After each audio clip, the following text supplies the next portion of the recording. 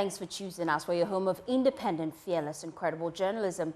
Now, the Minister for Trade and Industry, Katie Hammond, has announced plans by government to lease the Komenda sugar factory to West African Agro Limited, an Indian-based firm, for a renewable term of 15 to 20 years. The minister says this is necessary to revitalize the struggling factory's operation. Now, he announced this during a working visit to the factory in the Komenda municipality of the Central Region.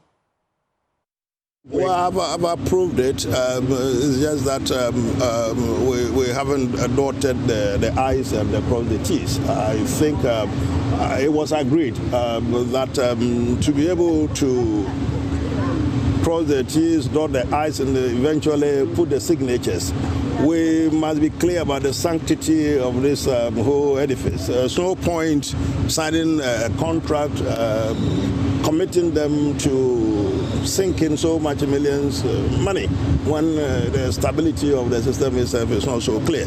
So I think the provisional feedback I'm getting from them is that they are happy with the maintenance government, MEP government is put into this place. They are quite happy. They will be able to run it. So I suspect that anytime within the next few days, they will come to my office for us to put our signatures to the document. So what is in it for Ghana? Well, if for nothing at all, it won't be rotten. You know, this has cost Ghana 38 million, when it should have cost us about 14, 15 million at the time. Actually, I got it wrong. The figure, the 18 million I'm talking about, would have been about twice the capacity of this. There's only about 1,250 metric ton capacity, and that's what the NDC government sold to Ghana for 38 million. Okay. So your question, what is it that we are getting? We are making sure that whatever is the remnant of this survives, runs. In terms of percentage, so let's say government of Ghana is going to get about... You're talking about shares. 60, That thing, no. That whole thing belongs to government of Ghana. Okay. This is 100% ours. The asset is ours. We are leasing it as a board in place, as a company, which has a board. We just put them in charge. But it's 100% Ghana owned.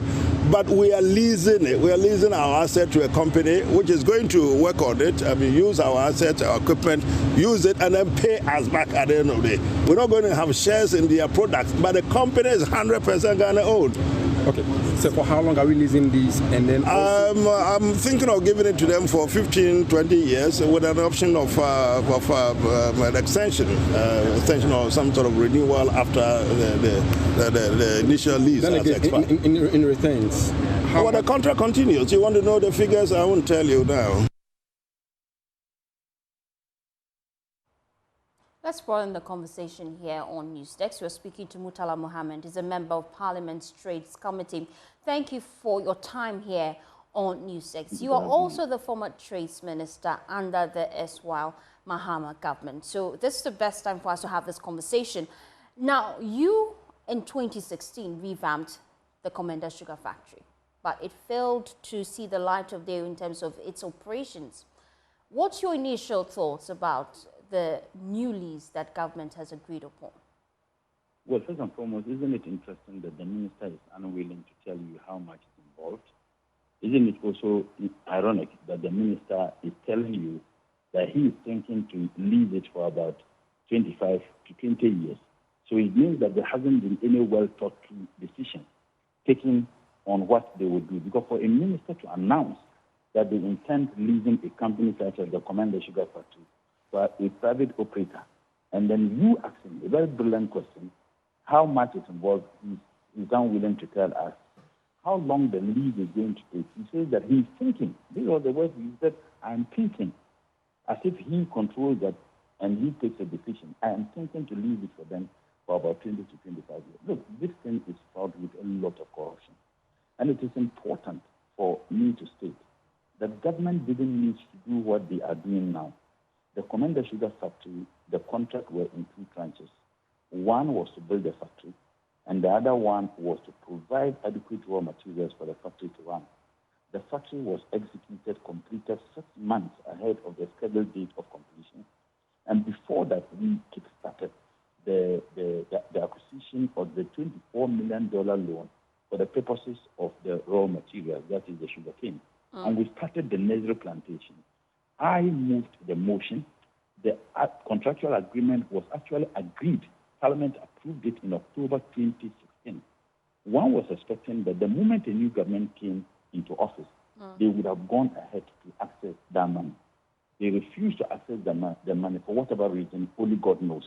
Remember sometime last year, the president announced, but last year or last 2 years, the president announced that they had injected more money into the Komenda sugar factory and that it was going to be operational. And I challenged them to tell us what additional thing they have done and what money they injected. The then minister could not tell us how much they injected into it. So clearly everything is just murkier. So it is very clear that they have an agenda. What I can tell you, they are seeking to give this particular facility to their friends at the expense of the benefit the state would have gotten as a result of this. They are seeking, and that is precisely what the minister is saying.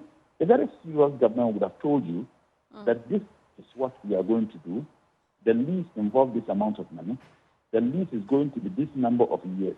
Even after the time he's making this announcement, he doesn't know how much it's involved. He doesn't know how long the lease is going to take. So what do you expect me to say in this matter?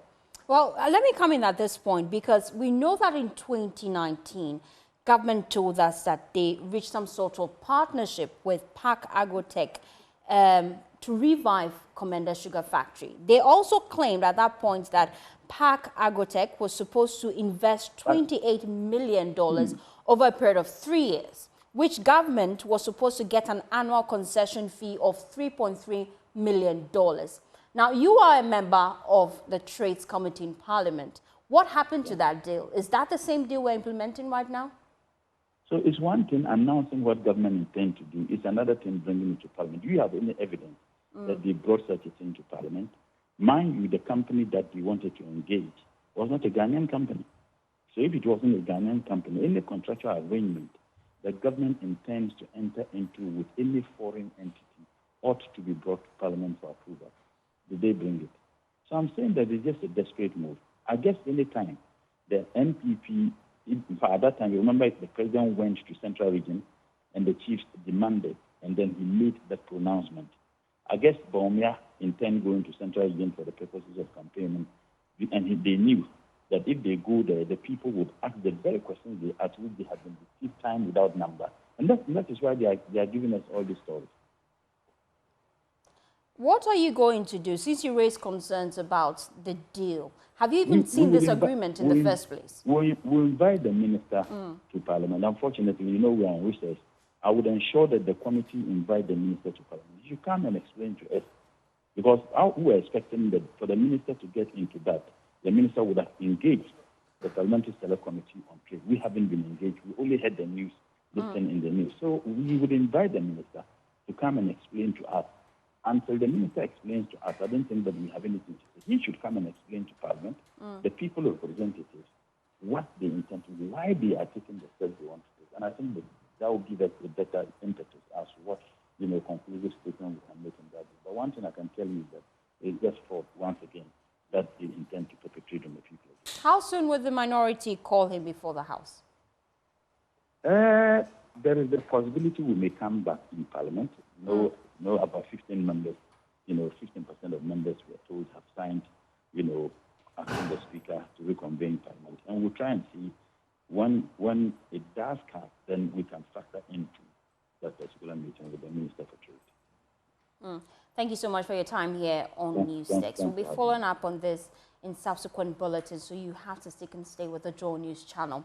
Now let's do some other stories away from that. A new report from Global Info Analytics shows that the governing New Patriotic Party's flag bearer, Dr.Bawumia, led in the Ashanti region, and his lead in the Ashanti region has dropped marginally despite being in the lead. Now, Dr. Bawumia willed 65% of the votes, while the opposition National Democratic Congress flag bearer, John Dramani Mahama, has 24%. Now, let's walk you through the key findings of that report, and it's coming up on your screen shortly. Bawumia's popularity is dwindling, unfortunately, in the Ashanti region based on these findings. Now, we'll get into the sample size and how they collated this data shortly. But this is what they found. Initially, when they held the polls in the Ashanti region, that is before the outdooring of Dr. Matthew Prempeh in that region as running mate for the NPP. Before that poll, they got 73% vying for the NPP. But then, after he was outdoored as the running mate for the NPP, that number dropped to 65.4%. However, he is still leading in that region. Now, here's the dynamics. In the Ashanti region, also, before Dr. Matthew Prempeh was outdoored as the running mate, the NDC had 15% of voters' apathy.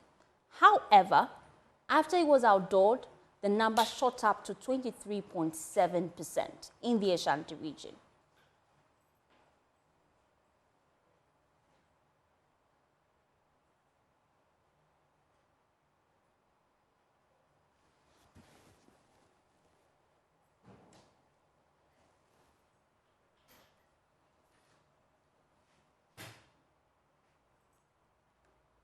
Well, let's broaden the conversation. We have Musa Dankwa, who led the team of researchers. And I also have with me Mustafa Gbande, his Deputy General Secretary for the NDC, and would also later speak to the political aide to the Vice President, Kofi Tonto, also on the line shortly. But let's start with Musa Dankwa, because I'm quite interested in the sample size and the demographic location you use in collating this data. Hello? Yes, you'd have to unmute for me to hear you clearly. Musa Dankwa, I want to find out what sample size you use in collating this data and how different it is from the initial data you put out. Right. Thank you very much for having me. In this round of polling, we interviewed 1,392 voters in the Ashanti region. The confidence level is 95%, and the margin of error is 2.57%. We interview voters from 14 constituencies in the Ashanti region: Ahafo Southwest, Adansi Asokwa, Joabing, New Edubiasi, Offenso North, Ahafo North, Obuasi East, Asante Achim Central, Manso Edubia, Efija Secretary East, Ejura Secretary Dumasi, Ichuma Mponuya, Kwadaso, and Efija Kwabre South. These were the areas the samples were drawn from. Now, I'm just going through the survey right now, and it's showing that Dr. Bawumia led with 65%. But that is actually a downward turn as compared to last survey you had, which stood at 73%. What factors do you believe contributed to this 7.6% drop, if you'd say? Right. In fact, the first poll was conducted immediately after Nana-Po was announced. That's on the 4th of July. So after the nomination was announced and outdoored, we polled the first one. And then this one was ended yesterday. What has accounted for the drop? Let me tell you what is the cause of the drop. From party affiliation perspective. Now, among people who said they were MPP and are voting for John Mahama, it declined by nearly 0.6%. But for those who said they were MPP and are voting for Bawumia, it's actually gone up plus 2%. Now, if you come to those who are NDC and voting for Bawumia, that has also gone up by 1.3%. But the critical movement came in the floating voters. In the period, Bawumia lost 16.6% of floating voters in Ashanti region. He lost 16.6% of floating voters, out of which 13.2 went to Alan Chekamatin, and then 5.5 went to John Mahama in Ashanti. So you could trace Bawumia's drop in the poll from his declining numbers among floating voters in Ashanti region, which accounts for about 16% of all voters in the region. I can also see in your reports that John Mahama's support increased to 24%, And that is an increase as compared to last time when you did the survey to 15%. Elaborate for me the demographic groups where Mahama saw the most significant gains. If you look at the demography on the base of age, you will see that Dr. Bawumia lost grounds across all age groups in the second poll. Among 18 to 24 years, he dropped almost 8%. Among 25 to 34%, he dropped nearly 11%. And among 35% to 44, he dropped 10%. And among the people who are 50, 64 and above, it is a drop of 15%. And all the drop went to John Mahama largely, with the exception of 18 to 24, where Alan got plus 7%. And also, we see a sharp drop in Nana Kwame Diko's numbers across all age groups. I think he's losing ground from what we have seen in the data, and especially among the first-time voters, 18 to 24, he lost 6%. And those numbers went to Mahama and Alan Chabati, the Ashanti region. Now, I'm just going through the sample size, which is 1,392, and I can see the confidence level of 95%, a margin error of 2.57%. Explain to me how these parameters affect the reliability of the demographic analysis, especially with a higher margin of error, because that's what your data says. Yes, if you look at what we have published, if Mahama is on 23.7%, it means the actual results could be 23.7 plus 2.57 or minus 2.57.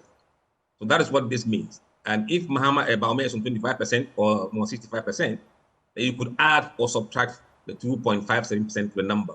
It's a range of outcome that the actual results, if held today, would be. So it's a range of outcome. Interesting. Let me get some reaction from the party. Political aid to the Vice President, Kofi Tonto, joins us on the line with more. Thank you for your time here on NewsDesk. First off, have you seen this report? Yeah, very good morning to you. And then also a very good morning to Musa Dankwa. Yeah. Have you seen this report? Yeah, I've just glanced through the report. Yeah, I've just glanced through the report. It was given to me by your producer this morning. As I'm speaking to you, we have embarked on our constituency tour. So we are currently in Shai Osudoku constituency. So the report was given to me, and I took a very quick glance at it. First and foremost, I looked at the summary provided. And the first thing that shot up to me was that the first poll saw a 73% increment. Yeah. And then now it's gone down to 65% or so. And then Kwame Bediakon was 2%. Now he's gone down to 1%. Alan Trematin was 9%. He remained at 9%. So really what the poll is saying is that Dr. Bawumia lost about 8%.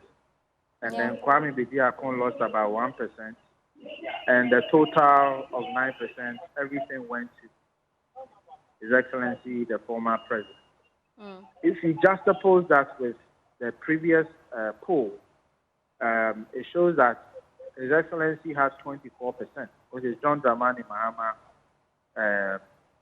No, he had, was it 15%? He had 15%, but now with the new polls, he has 24%, which shows an increase. Yes. So what he is now saying is that about 8% of persons who were voting for SDP have now moved to the NPC. I was also listening to you, and you were asking him about the demographic.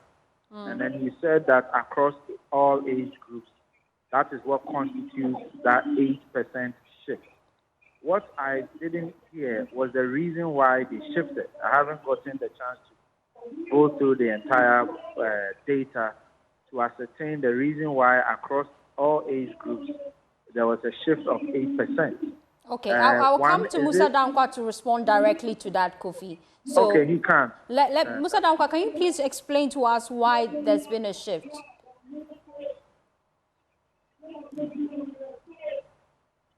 it's close-ended questions. We don't ask them reasons for making those choices that they make. We believe that if those people who want to find out why they have shifted in their thinking, they could go back to the field and repeat the survey. But then the clearly, concern is if you are collating data and the purpose of research is to educate and also improve policies and help individuals to better plan and strategize, why didn't you ask their reasons as part of your questionnaires? We are opinion, that's why I said opinion polling companies don't ask reasons unless they have been asked to go and find. Okay. But reasons take longer in the field. And we haven't got that long period of time to go and ask those reasons because it doesn't serve us any purpose as a polling company. Okay, but for the parties understand why they want those reasons, because then we'll do their work for them. They have to also go and do their own work. But we can tell you from analysis using other demographic data what may have caused that to happen. Okay. But what I can say with the one-liner is that there has been a drop in the number of people who support MPP among floating voters in Ashanti Region. Okay. That was what really drove the numbers. Kofi, is that response okay for you so that you can then make your point? We agree with it. It's okay. At least he's provided some reason, which I don't find to be very solid. But the question is Musa Dankwa telling us that there was a drop of 8% in Ashanti Region, and all of that drop went to John Dramani Mahama? Who are these people? Are these people normal MPP people, or are they floating voters? Why didn't Alan see any shift? Because you see, if the data even showed a shift in Alan, given the very region we are discussing, you have two accounts on the table. You have Alan, you have Kwame Didiakon, and then you have two Northern. And there is a shift. You are saying that all the shift, and that's why I was telling you that 8% out of the 9% shift, everything, which is about 95%, went to John Dramani Mahama. That's questionable. That's very, very questionable.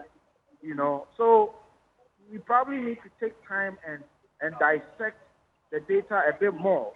But if there's going to be a shift in Ashanti Region, and you tell me that 95% of that shift went to John Dramani Mahama, that's a bit questionable. If you said there was a shift and 40% or 35% or even 25%, which is in correlation with the figure that His Excellency gets normally in the region, that would have made sense. But if you say that he's had a shift of 95%, I mean, you do the math. 8 out of 9 is what? So I will let Musa respond to that, because what I'm going through here shows that the initial poll, the data collected, the percentage was 73% for individuals who was vying I understand all of that. for I understand your all candidates. Of that. But the drop, right, the drop is just 7.6%. Musa Dankwa, you're on the line. So some of the concerns he's raising, you can address it directly. He's raising concerns about the sample size. He's raising concerns about the group of people you use to collate this data. Kofi, would you want Musa to respond to that directly, or you still have more questions? No, I don't want Musa to necessarily respond. It's a rhetorical question. Okay. My point is this. First of all, I'm not raising a question about the sample size. I don't have any issues about the sample size. He said it's 1,392. I don't have any issues. 14 constituencies. No problem. What the point that I'm making to you is that where I find it a bit interesting is that you've seen a shift among 4 candidates. Okay? And the shift, 95 or so % of that shift went to just one candidate within a region that is not a stronghold. 95% of a shift went to one candidate not within his stronghold. That, for me, is a bit questionable. But we'll take time and dissect the data and really look at what Musa is doing to see if there is any validity to what he's saying. But then it is imperative to also state that Musa has run some data, and some of them have remained questionable. The last one that Fitch used. He himself did a post on social media that Fitch relied on his data to do the 54% polling that they did. Within that data set, Musa Dankwa was saying that Mahama will get 95% in Okorikro, if I recall correctly. I mean, how is that possible? How is that possible? So, you see, I don't want to entirely rubbish what he's done. We commend him for his work. I think it's always good for people to go out there and collect data. We'll take it in good faith. But I am saying that there remains a lot of questions about his polling and the data and how he does his calculations and his attributions, etc. Nevertheless, we take it in good faith. We will take a look at it thoroughly and see the validity of what he's churned out. Yeah. And as you take a look at it, let me also bring in Mustafa Gbande. He's Deputy General Secretary for the NDC. Thank you for your time here on NewsDesk. I'm sure you've seen this data. Am I free to go? No, you're not free to go because I want to find out from you before I let you go finally how the party plans to address this decrease in momentum moving forward. But then let me bring in Mustafa Gbande so that I'll come back for you to wrap up with that, Kofi. Mustafa Gbande, thank you for your time here on NewsDesk. What's your initial reaction to this survey? So is that Evans Nemako on the other line, my brother? No, that's Kofi Tonto, please. Kofi Tonto. Okay. So thank you very much. I wish that it was Evans. His appreciation of this report would have been different because they are experienced and they have been in election matters for some time. I try to avoid all the people around Dr. Bawumia because they don't see the reality. They fail to see it. They don't appreciate it. Even if they do intellectually, they disagree. But the reality is that research work is good to guide politicians in terms of reference. It gives you an appreciation of base data to spread on your gains or your losses. And for us in the NDC, we continue to appreciate every single research work. When Smart Sapon did his research, MPP was jumping around and dancing it all over until we found out that he was a card-bearing MPP member. That was the reason we spoke against it, but we didn't even attack the work that he did. We took it in good faith. We will continue to be guided by all the researchers, including the one that Smart Sapon will do, and ensure that we win the election. Apart from research work, other areas of focus have been the general feeling of Ghanaians. Today, if you ask the ordinary Ghanaian, it will manifest that they know that we haven't got response to government. We've got a syndicate of insincere politicians. We've got people who are not appreciating the sense of responsibility to say Ghanaians are suffering. They continue to say that they have worked when the ordinary Ghanaian keeps complaining that they are suffering. In view of the widespread complaint, heightened cost of living, unprecedented hikes in prices of goods and services, the centralization of corruption from the office of the president to his family, and extension to that of the vice president and all of that, Ghanaians will be guided by such feelings and will vote in accordance with that in 2024, because the only way for us to change a bad government is through the polls. And that is what exactly Ghanaians are going to do. So we are guided and appreciate every single research work. We are happy that these researches and polls are coming, including those that are done by journalists. Recently, they conducted a research of, I think, 70 women in one radio station in Ashanti Region, in Shira FM or something. And most of these women voted and agreed that the MPP is not a party worth being in power. They don't have the acceptable credibility to continue to manage the affairs of this country. And so we appreciate that. We are happy, even if it was against us, we are happy. We still believe that it's a good research work. But what happened to the report from National Security and BNI? Recently, they've briefed the president that they are losing a general disenchantment against them. What happened? I dared the BNI to publish their own report, because recently They went into the business of pools, conducting research on NAPO and the running mate of the MPP. The National Security have briefed the president that they have losing touch. If you look at what Kandapa said recently, Kandapa is not a researcher, but he agrees that generally Ghanaians do not have faith in the judiciary. Does the MPP also disagree on that one? So they disagree with everything, including Ghanaians who say we are suffering. We like that posturing. We will continue to be guided and continue to engage with Ghanaians, continue with our campaign in good faith, and we believe that 2024 is not just any election. It's an election that will reward thieves, corrupt people, irresponsible government officials, and also an election that gives a guarantee that Ghanaians want a new government to take on this level of unprecedented thievery and stealing by government officials. And it will also be an election that will either endorse mediocrity and corruption or disenchantment against same. So we are not very worried. The NDC have demonstrated commitment. Our party is very united today going into that election. If you look at Ashanti Region, you don't need a researcher to tell you that Bawumia will lose votes in Ashanti Region because even in their own primaries, 38%, of their own party people across the country said they do not endorse Dr. Mahmoud Bawumia as a credible person to be a president. If you look at Ashanti Region, 55% of their own party people say we don't need him.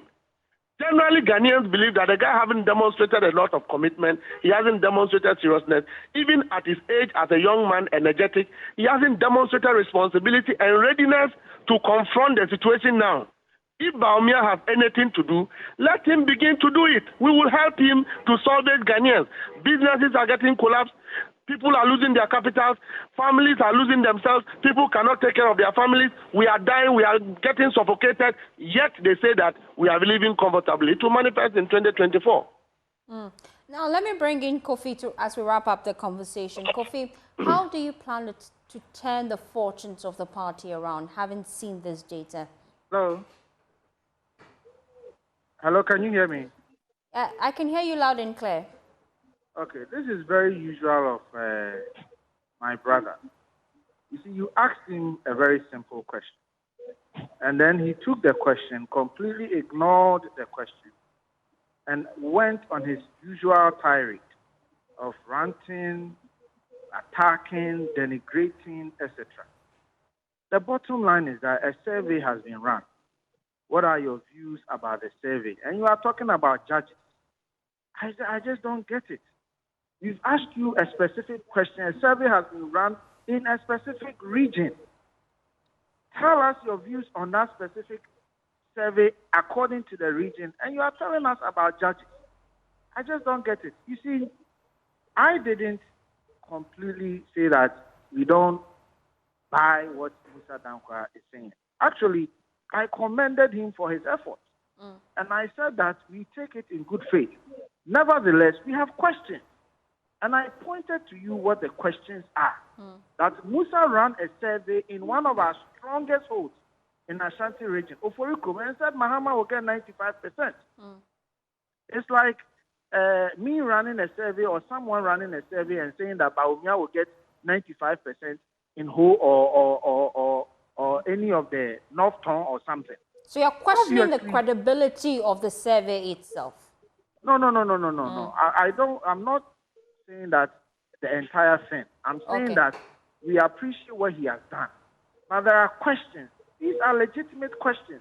I cannot go to North Town and say that Bawumia is going to get 95%. I mean, that is something that will prick the minds of many.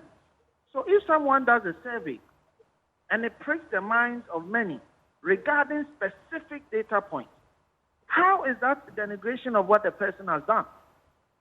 And do we not have a right to query what the gentleman has done? I don't think even Musa Dankwa will say that I have run him down. I haven't. I am saying that, yes, we appreciate what you have done. We'll take a look at it. But at a cursory level, at a high level, we have questions. And these are legitimate questions. So I don't think there is an issue for us to raise queries about the survey. The general point that we are making, His Excellency is on a tour. He's done the northern regions, all the 5 regions in the northern sector of our country, with the exception of a few constituencies that we couldn't go. We'll do a return. We are currently in Shai Osudoku, in the greater Accra region. Immediately from here, we are headed towards the eastern region to begin the full eastern region campaign. We will continue to go to the people and engage them. We will continue to go to the people and tell them 3 things. 1, what we have done, the overall record of the government. 2, the contributions of His Excellency as part of that record. The specific initiatives that he championed to support the overall vision of His Excellency, the President. And then 3, his vision as an individual. If God willing, he's given the opportunity and the nod to lead what he has in him to offer Ghanaians. These are the 3 thematic areas that we are campaigning with. So we are going to the people. You know, so I'm interested, as you go to the people, I'm quite interested in what you plan to do to turn your fortunes around in the Ashanti region, which is actually your stronghold, even as you focus on other regions, if this data is anything to go by. Yeah, to turn our fortunes around is to admit that everything Musa Dankwa has done, we agree in totality with him. What I'm saying is that overall, we are engaging the people and selling our message. In instances where we have to go deep and even perhaps sit down with people and talk to them, we will do that. We are doing a comprehensive campaign that looks at everyone and anyone within the party and outside the party, including in our strongholds, and then areas that are not our strongholds. For example, we are in Shai Osudoku. That is not typically our stronghold, but we are here. His Excellency is engaging the community as I speak to you. He's addressing the community, putting his policies across, records, his contribution, and his policies across. Our hope is that as we engage the stakeholders and they gain the truth, a lot of hearts will change to His Excellency, the Vice President, and give him the nod to become a president. John Mahama has been a president before. We've seen his handiwork. His Excellency has not been a president before, and he deserves the opportunity to show what he can also do. As a president, the commander-in-chief, with full and final authority to take decisions. Lastly, if John Mahama, who has been a president before, thinks that he deserves an opportunity, somebody who has all the powers vested in him by the Constitution, even thinks that he didn't finish what he set out to do, that there were things that he could have done that he couldn't do, and now he wants to come and do it. How much more somebody who hasn't had the powers of the Constitution and the people? He deserves the opportunity. He hasn't had the power. He hasn't been president. So he deserves the opportunity to show what he can do once he has all the powers to execute on behalf of the people of the Republic. Thank you, my sister. Thank you so much, Kofi, for your time. Also, we had Mustafa Gbande, Deputy General Secretary of the NDC. In subsequent bulletin, we'll be engaging the political parties as we unpack this document, this data put out by Info Analytics. We also had Musa Dankwa earlier on the show. You're watching NewsDesk. We're back with business. Do stay tuned in. It's time for Business on NewsDesk. My name is Winston Taki, and now to our first business story. A report from Parliament indicates that the cost of the financial sector cleanup could rise to 34 billion cedis. This comes after the Parliament recommended that government settle 61,000 customers of the Fund Good Coast Fund Management following their petition to Parliament. Following this recommendation, government is expected to cough up to 9 billion cedis to settle these customers. This adds up to the 25 billion cedis already spent on the cleanup exercise, according to the former Finance Minister Ken Ofori-Atta. More on this shortly. Listen to Chairman of the Special Committee set up to look into the demands of these customers, Joe Gate, recommending that government pays these customers. Mr. Speaker, even though we are not able to grant their specific prayers, your committee recommends on page 45 that government should make good on these indications, which is said by the fact it's stated in the budget that it will make some payment to them. Government should make good these indications and make payments that will bring relief to the investors. In making payments to the investors, whilst the court cases are still pending, the interest of the investors in their respective investments should be assigned to government to the extent of the payments made by them. Mr. Speaker, we urge government to do its part in terms of prosecuting the matter following the matter in court so that the question of whether they should be liquidated or not will come to an end and so further payments can be made. So we also made further recommendations because this money that we are asking that government pays, the taxpayers' money. So we are of the firm opinion that the taxpayers should be protected. And in protecting the taxpayer, Mr. Speaker, we took refuge in the legal principle of subrogation. It's a principle used by insurance companies. When they pay for you, they step into your shoes. So when government pays the people, it should step into the shoes of the customers of Black Shoes. So the customers of Black Shoes cannot turn around again and claim on Black Shoes. They cannot turn around again and claim for Black Shoes. They cannot, as it were, have their cake and eat. The committee is now recommending that insurance be included in all these financial decisions to ensure the cost of collapse of these institutions do not become a burden on the government. Mr. Speaker, the last recommendation we made was that we must include insurance in all such transactions.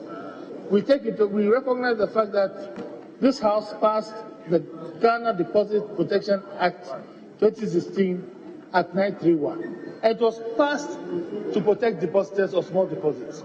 We cannot continue at this rate where people set up financial institutions and then they collapse, and then the last resort is government.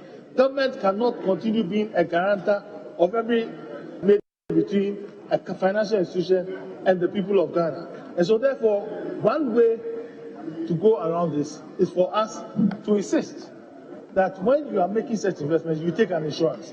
The arguments have been made by some that may make the investment expensive. So if you got like a car insurance, you can decide to take a simple third-party insurance or a comprehensive insurance. But this business of government, because government is a taxpayer, paying for people's sins cannot continue ad infinitum. In other story, the African Development Bank projects Africa's green metal reserves value to hit $53 trillion by 2060. According to the president of the African Development Bank, Akinwumi Adesina, the establishment of a green metal value chain in Africa will provide enormous wealth for the continent's sustainable finance and development. He shared this insight during the celebration of Badia's 50th anniversary celebration in Accra. We need to unlock potential for Africa's green metals and the rare minerals. Africa holds deposits of global reserves of critical minerals, cobalt 79%, manganese 44%, graphite 21%, as well as lithium and copper that would drive the electric vehicle industry and battery energy storage system, whose value is going to reach $57 trillion by 2050. We should therefore explore opportunities for value creation in Africa through the development of green metals industrial value chains instead of the export of raw materials out of Africa. For example, the establishment of a 10,000 tons lithium-ion battery precursor factory in Africa will be 3 times cheaper than in the United States, Poland, or in China. Third is the need for us to mobilize support for green infrastructure in Africa. And as you know, the African Development Bank established what's called the Alliance for Green Infrastructure in Africa, which is $10 billion to mobilize financing for green infrastructure. And we want to say that we were delighted, Mr. President, that at the G7 summit, the G7 leaders put in $150 million in support of this. And I think this offers a great opportunity between our two regions to support this. And That'll be all for business here on NewsDesk. My name is Winston Taki. We are supposed to use more after this break. Stay tuned. Thanks for staying with us. Now, Minister for Fisheries and Aquaculture Development, Mavis Hawakumsin, is asking for a paradigm shift from illegal fishing practices. She says her ministry is working to improve the sector and will continue to introduce new technologies, infrastructure, and programs for fishers and women processors. Mavis Hawakumsin, who was speaking at the symbolic opening of the sea in the Ada West district after a month of closure for artisanal and inshore fleet, said that this will help change the community. There's more in the following report. For the various stakeholders in this space, the closed fishing season has come to stay, despite continuous criticisms from certain quarters. The closed fishing season is implemented to protect and preserve ocean stock, ensuring sustainability. Minister for Fisheries and Aquaculture Development, Mavis Hawakumsin, says the decision to implement closed season is backed by science and Section 84 of the Fisheries Act 2002, Act 625.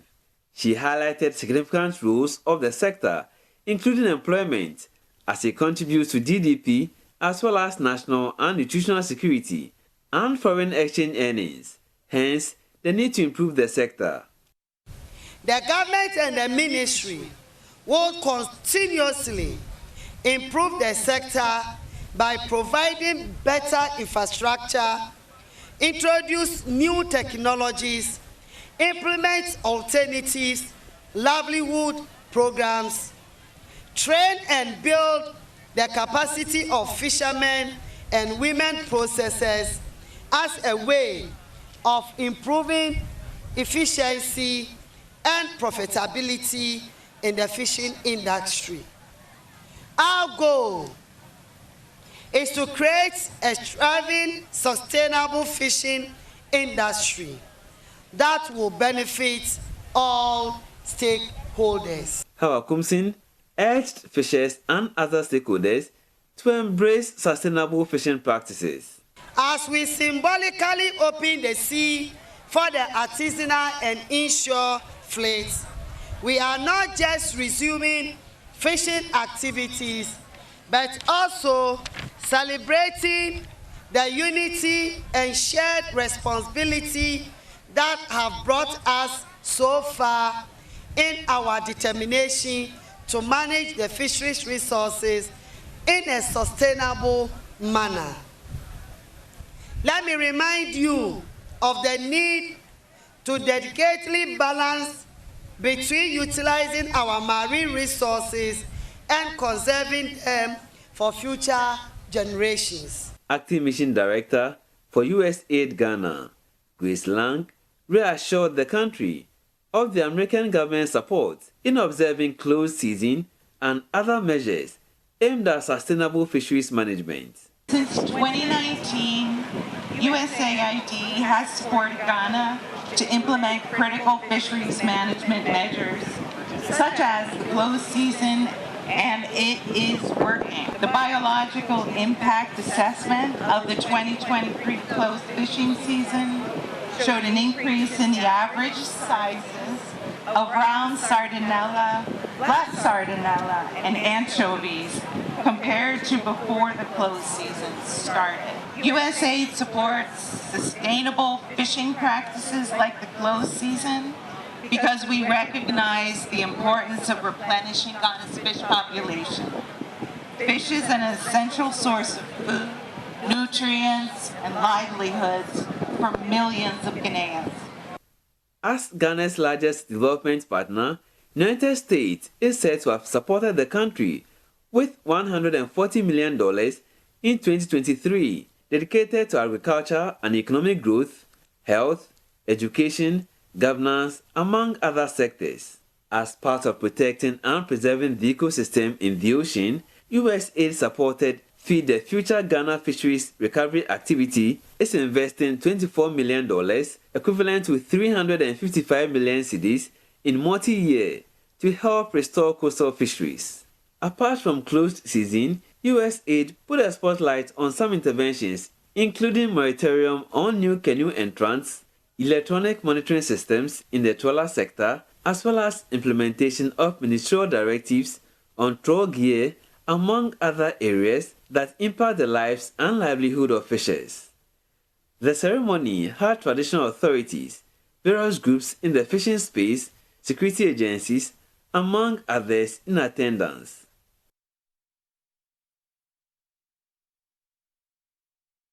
Well, that's it for NewsDesk. For more news, please log on to myjoyonline.com. My name is Faustina Savo. Have a pleasant weekend. We'll be back on Monday on your screens with NewsDesk. Bye.